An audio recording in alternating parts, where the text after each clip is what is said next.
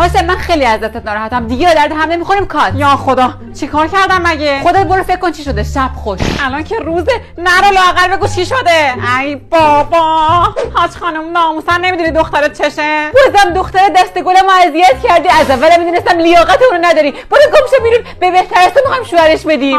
مشکل خونوادگیه. راهله تو نمیدونی تناس چشه؟ نه نمیدونم، چرا از خودش نمیپرسی؟ لعنتی چرا به فکر خودم نرسید؟ علت ناراحتی دخترا. برو صفحه 30 برگرد صفحه 20.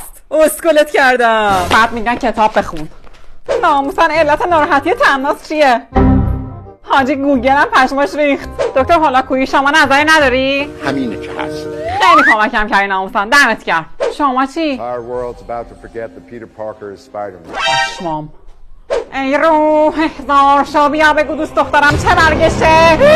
روح روح و درد اومدم دیگه. بگو دوست دخترم چشه. سر